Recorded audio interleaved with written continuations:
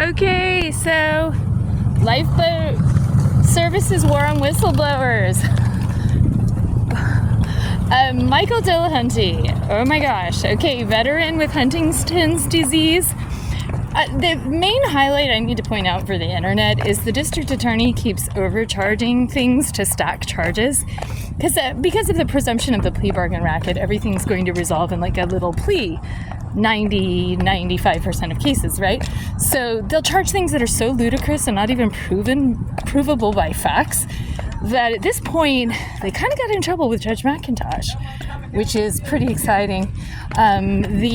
She was like, there's no way any reasonable jury could have sustained a charge of burglary for what? Not waking up fast enough at a shelter at 5 a.m. as a disabled veteran.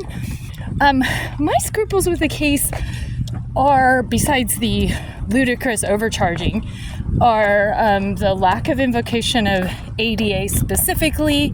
The Judge McIntosh said she thought the witness, Ash, who was reported by numerous homeless people to be a harasser himself, as a thoroughly credible witness with like this moral stance of, oh, he's just trying to help, and not in any way addressing the fact that he might have been bullying during the incident, which is, of course, what happened right before the stabbing at the Astoria Warming Center. Is cornering and bullying is bullies tend to work in these types of shelters. So Judge McIntosh needs to go undercover and go stay in some shelters to get like a better 3D understanding of what's going on.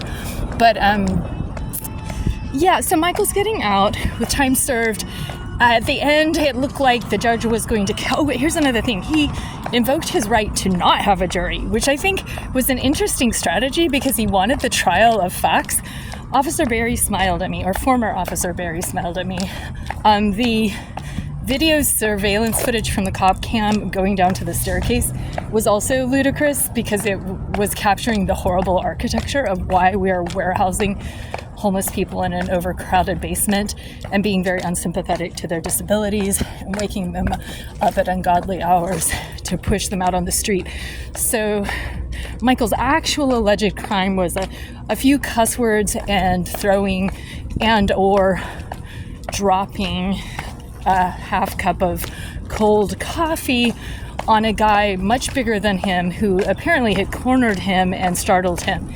So Ash, who was reported to ask for sexual favors of homeless women, was the state's star witness. The state got in trouble numerous times, including for the unreasonable, ludicrous charging of burglary when being at a homeless shelter is not the same as burglarizing a homeless shelter. Ron Brown. Okay.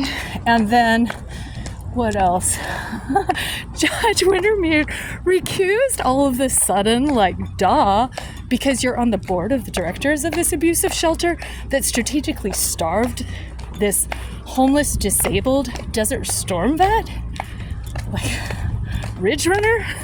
I'm like, and then you put a starvation diet on somebody and put them in an abusive, overcrowded congregate shelter, and then you expect good outcomes. And the bullying that goes on in these facilities and the level of like verbal aggression is just off the hook. So they kind of whitewashed that. This chick from Xanadu Karaoke apparently was the whistleblower. No, was the records keeper for Lifeboat. Mary Mert came up to me and asked me if I was the Lifeboat records keeper.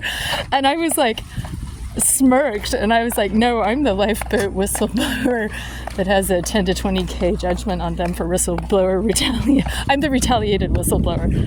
And then she looked at me like, oh, yeah, I know there's something fishy going on down there. But I love seeing Merck, and it was really short. I expected it to be like 2 days of boring voir dire, which is like jury selection and all of that. But it actually resolved within less than 3 hours, like 2 hours. And Michael's getting out. He's getting bench probation, which is like the lowest amount of probation. So if he does something horrible, he's got to go talk to the judge, and she could impose further sentencing.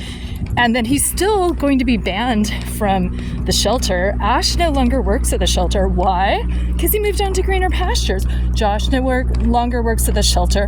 Why? Kevin Barry no longer works at the APD. The witness, why? rumor is because of unethical stuff. And so why is the shelter going out of their way to bend over backwards with the district attorney to prosecute people for receiving inadequate services under the presumption that they can force them into mental health treatment, which the judge was not having? And I agree with McIntosh on that. There was no evidence to substantiate him needing any mental health treatment, and he already has VA services, and he already has a neurological diagnosis. And the conflating of his neurological disability with a mental health disability, as well as just generally people with a military mindset have a different set of training and a different way of reacting and communicating, which that whole cultural thing was blurred over. But it was just Snyder, what else did she get in trouble for? Oh, something about downward departure, which I don't understand that rhetoric, but something like where she misquoted his prior criminals. But I sent out alerts to everybody that Lifeboat's out to get their clients, and we know he's going to be thrown back on the streets with no dinner and no shelter while Ozark continues to profit. And Ozark didn't even have to testify. Why?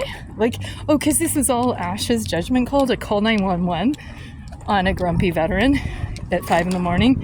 Oh, that he has a history of picking on and discriminating against, and that Ozark has a history of picking on and discriminating against. Oh, and who's spoken publicly against the discrimination as a whistleblower.